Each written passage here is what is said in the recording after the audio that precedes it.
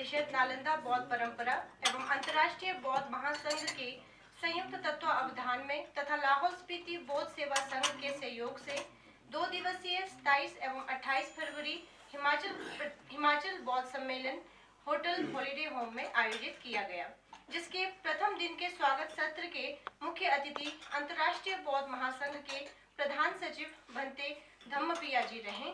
मुख्य अतिथि के आगमन के पश्चात दीप प्रज्वलन कर तथा भिक्षुगण के द्वारा मंगलाचरण प्रस्तुत किया गया। तत्पश्चात राष्ट्रीय गान एवं हांगरंग घाटी की महिलाओं के द्वारा पारंपरिक स्वागत गीत प्रस्तुत किया गया। मुख्य अतिथि एवं विद्वानों के पारंपरिक स्वागत के पश्चात किन्नौर लाहौल स्पीति बौद्ध सेवा संघ के अध्यक्ष प्रोफेसर वीएस नेगी ने स्वागत भाषण के अनंतर भारतीय हिमालय परिषद नालंदा बौद्ध परंपरा के सचिव श्री मलिंग गोम्बो जी के की नोट एड्रेस के पश्चात रिम्पोछे लोचेन टुल्कू जी अंतर्जालीय माध्यम से हमारे साथ जुड़े तथा उन्होंने कहा कि 21वीं सदी की आवश्यकताओं के अनुसार हम बौद्ध अनुयायियों को अब ढलना चाहिए और इस कार्यक्रम की सफलता के लिए उन्होंने शुभकामनाएं दी। तत्पश्चात भूतपूर्व उपाध्यक्ष SC/ST कमीशन श्रद्धेय छोस्पिल जोत्पा जी ने अपने आशीर्वचनों से सभा की शोभा बढ़ाई। तत्पश्चात सम्मेलन के मुख्य अतिथि भंते धम्मपिया जी ने अपने व्याख्यान की शुरुआत में ही कहा कि बौद्ध धर्म तार्किक एवं वैज्ञानिक धर्म है, क्योंकि इसका आरंभ ही प्रश्न से हुआ है। बौद्ध धर्म के जितने भी संप्रदाय हैं, चाहे वो थेरवाद हो या महायान के चारों संप्रदाय, मौलिक रूप से एक होने के बावजूद भी अपने ग्रहण शक्ति अनुसार भिन्न भिन्न प्रस्थानों का आज रूप ले चुके हैं। हमें अपने मतभेदों को दूर करते हुए एकता का परिचय देने की परम आवश्यकता है। कई वर्षों तक तिब्बत ने नालंदा परंपरा को संरक्षित किया, किंतु आज वर्तमान परिस्थिति को देखते हुए पुनः भारत को नालंदा परंपरा का नेतृत्व करने की आवश्यकता है। 21वीं सदी में बौद्ध धर्म कैसे समाज के लिए सार्थक हो, इसका प्रयास हम सभी को करना है, जिसके लिए उन्होंने कुछ प्रमुख बिंदु बताए, जिसमें शिक्षा जो बिंदु थे, शिक्षा के द्वारा, वैज्ञानिक एवं तार्किक सिद्धांतों के द्वारा, बौद्ध भिक्षु भिक्षुणियों उपासक उपासिकाओं के सदाचरण के द्वारा। उनके आशीर्वचनों के पश्चात किन्नौर लाहौल स्पीति बौद्ध सेवा संघ के उपाध्यक्ष श्री SC नेगी के धन्यवाद ज्ञापन के पश्चात मुख्य अतिथि अपने व्यस्ततम दिनचर्या होने के कारण अपना उद्बोधन देकर सम्मेलन से प्रस्थान हुए। इनके साथ ही हमारा पहला सत्र आरंभ हुआ, जिसमें विषय था 21वीं शताब्दी में भारतीय हिमालयी बौद्ध समुदाय संस्कृति संरक्षण एवं पहचान। इस सत्र की अध्यक्षता गेशे चंपा तेंजिन ने की और इनके अध्यक्षता में 4 वक्ता रहे, जिनमें प्रथम वक्ता खेनपो पेमा ने अपने व्याख्यान में पूर्व के सकारात्मक पहलुओं को बताया तथा वर्तमान की आवश्यकताओं को सरल शब्दों में हमारे समक्ष रखा। उन्होंने कहा कि हमारे पुराने बुजुर्गों के अटूट विश्वास से धर्म सुदृढ़ रूप से खड़ा था, परंतु आज की युवा पीढ़ी कहीं अपने जिज्ञासाओं की तृप्ति न पाने के कारण धर्म से विचलित हुआ जा रहा है। साथ ही कंग्यूर तंग्यूर के श्रवण मनन चिंतन पर भी ध्यान देने की परम आवश्यकता पर सभी का ध्यान आकर्षित किया। इनके पश्चात ब्रिगेडियर TS नेगी ने अपने वक्तव्य में बौद्ध धर्म स्थल रिवालसर का बौद्धों के लिए महत्व पर प्रकाश डाला, साथ ही स्थानीय तौर पर उत्पन्न समस्याओं से भी सभी को अवगत कराया। तत्पश्चात लामा नवम तंदन ने अपने व्याख्यान में नालंदा, औदंतपुरी एवं विक्रमशिला जैसे विद्या केंद्रों का महत्व बताया तथा इन गौरवमयी विश्वविद्यालयों के उद्भव, विकास, ह्रास की एक यात्रा कराते हुए वर्तमान 21वीं सदी में शरणगमन, बौद्ध दर्शन तथा उसके सिद्धांतों के गहन अध्ययन पर बल दिया। इनके पश्चात लामा फुरबु तेंजिन ने पिन घाटी स्थित गोम्पा में बौद्ध कला संस्कृति के इतिहास पर प्रकाश डाला। उन्होंने कर्मकांड के साथ साथ आध्यात्मिक पक्ष को सुदृढ़ करने की क्यों आवश्यकता है, इस पर भी प्रकाश डाला। इसके साथ ही प्रथम सत्र की समाप्ति पर सत्र के अध्यक्ष गेशे चंपा तेंजिन ने सारांश रूप प्रस्तुत किया। इसके अनंतर दोपहर भोजन के पश्चात द्वितीय सत्र आरंभ हुआ, जिसकी अध्यक्षता खेनपो पेमा जी ने की। इसके प्रथम वक्ता गेशे लोब्जांग जिग्मे थे। इन्होंने अपने व्याख्यान में कहा कि चुनौतियां हर कार्य में होती है, परंतु एकत्रित होकर जब हम किसी कार्य को करते हैं तो कठिनाइयां आसानी से हम पार कर सकते हैं। इसके साथ ही उन्होंने सी लर्निंग यानी सोशल इमोशनल एथिकल सामाजिक भावनात्मक या नैतिक विकास पर बल देने की बात की। इसके बाद गेशे लोब्जांग दिलेक अन्य वक्ता रहे, जिसमें उन्होंने छोस्को लिंग मठ के संस्थापक गेशे पलदन सिंगे जी के जीवन पर प्रकाश डाला और उन्होंने बताया कि हिमालयन बौद्ध धर्म के प्रति पलदन सिंगे जी का क्या योगदान रहा है और कितना महत्वपूर्ण योगदान उनका रहा है। उन्होंने कहा कि कुशल धर्मों का आचरण हमें सार्थक जीवन की कला सिखाती है। आधुनिकता के संदर्भ में उन्होंने कहा कि बाहरी विकास तो द्रष्टव्य है, परंतु मानसिक और दार्शनिक विकास के बिना बाहरी विकास का कोई औचित्य नहीं है। इनके पश्चात लामा तेंजिन निमाजी वक्ता रहे। इन्होंने प्राचीन नालंदा विश्वविद्यालय के महत्व पर प्रकाश डाला। उन्होंने बुद्ध वचन कंग्युर तंग्युर, जो कि भोट भाषा में लिखित है, उन्हें अधिकतर लोगों द्वारा ना पढ़े जाने को दुर्भाग्यपूर्ण बताते हुए भोट भाषा सीखने और उसको सिखाने पर बल दिया। तेंजिन निमाजी ने अपने वक्तव्य में कहा कि मठीय व्यवस्था जो कि एक संकुचित स्वरूप धारण किए हुए है, उसे सामाजिक संपर्क के द्वारा विस्तृत करने की आवश्यकता है। इनके पश्चात गेशे गोविंद जी वक्ता रहे। ये मीरू की नौर के भिक्षुणी मठ में अध्यापनरत हैं।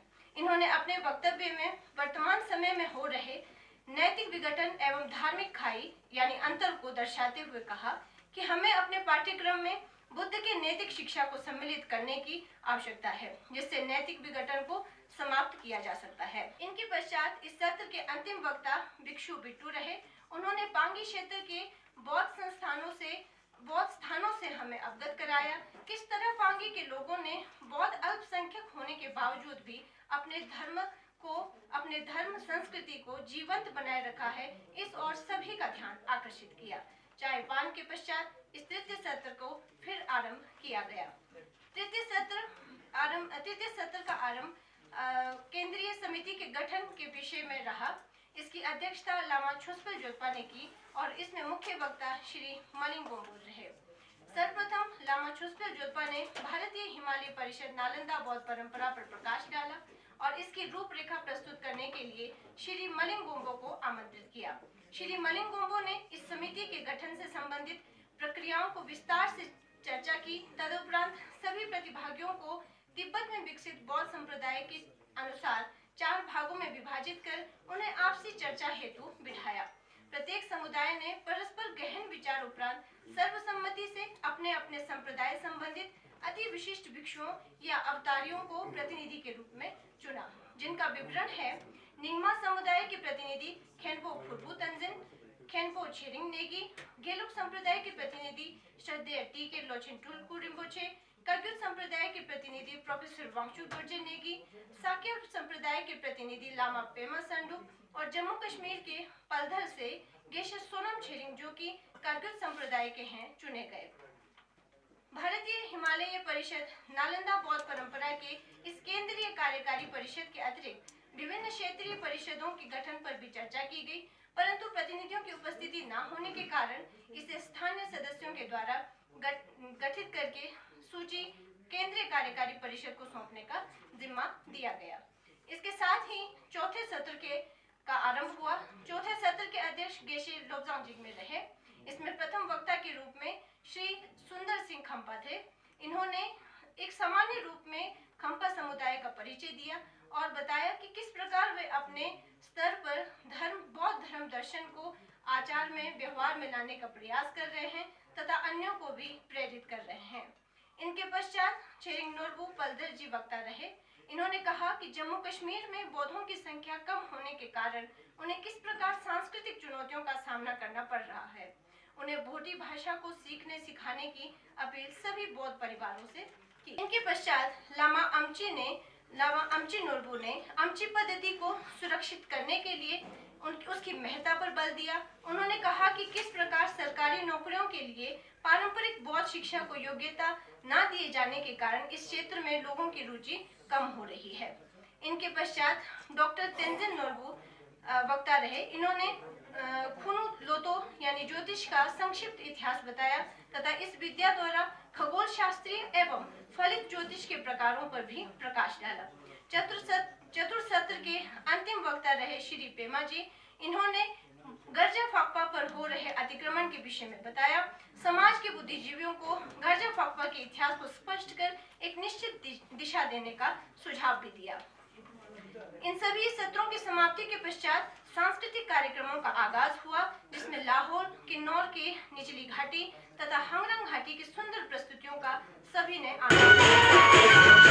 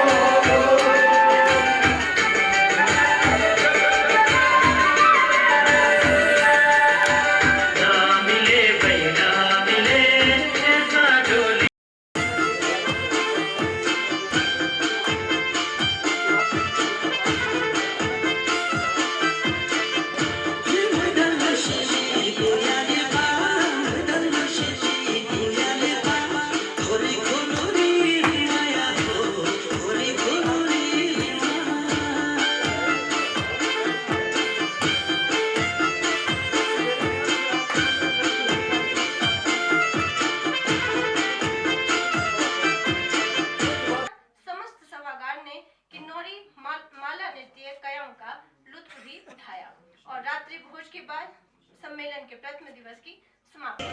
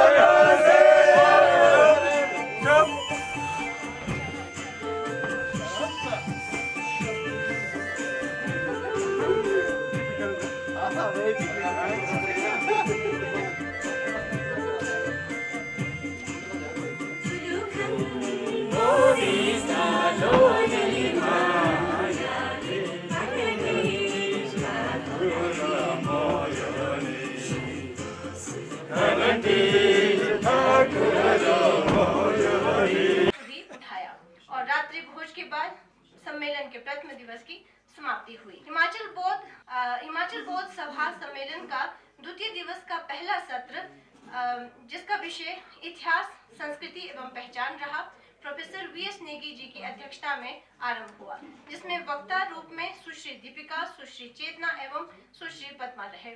सुश्री दीपिका ने अपने वक्तव्य में किन्नौर क्षेत्र की हस्तकलाओं अर्थात काष्ठ कला, मूर्ति कला, स्थापत्य कला तथा बुनाई इत्यादि कलाओं पर बौद्ध धर्म दर्शन तथा कला का प्रभाव किस प्रकार है, इस पर बात रखी।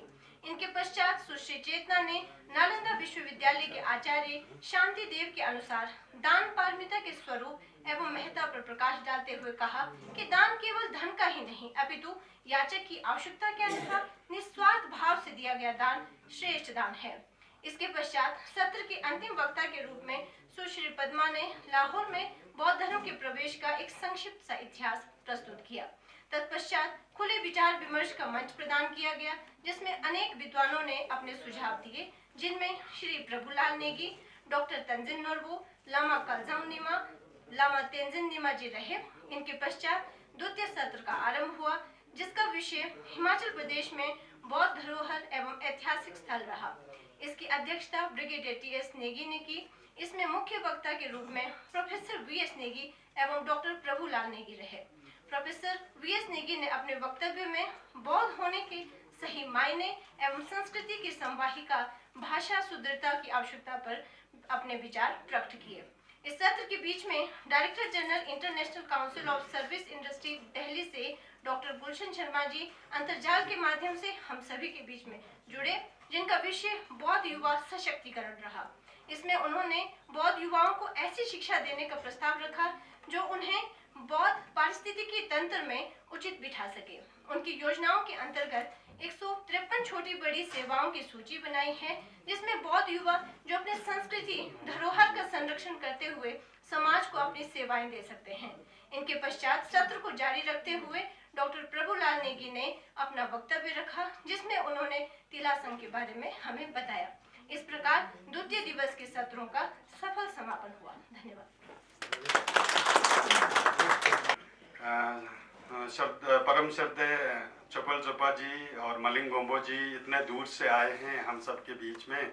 हमारा फर्ज बनता है और आज ही हमें ध्यान दिलाया हमारी यंग पलकित ने कि हमारी तरफ से इनको एक मोमेंटो और एक भेंट ज़रूर होना चाहिए। तुरंत हमने यस कर दिया, हम वी.एस. नेगी और हम दोनों ने और संघ की ओर से। मैं अब रिक्वेस्ट करूंगा प्रोफेसर वी.एस. नेगी से हम वो श्रद्धेय परम श्रद्धेय लामा जोपा जी को एक शॉल द्वारा हमारे संघ की ओर से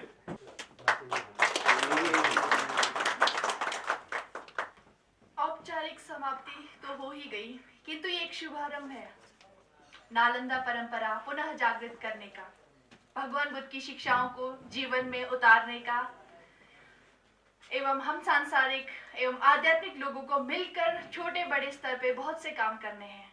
इन सभी का ये एक पल है जो हम अभी जी रहे हैं और आगे एक शुरुआत कर रहे हैं हम, ये समाप्ति नहीं है। तो एक बात हम हमेशा सुनते हैं, कहते हैं भवतु सर्व मंगलम। ये वाक्य हम सब की भावना को व्यक्त करता है, तो संसार के कल्याण की भावना को। तो इसीलिए मैं आदरणीय भिक्षु गण से निवेदन करती हूँ कि वह विश्व शांति की और विश्व के मंगल कामना के लिए जो प्रार्थना करना चाह रहे हैं, तो कृपया मंच पे आए।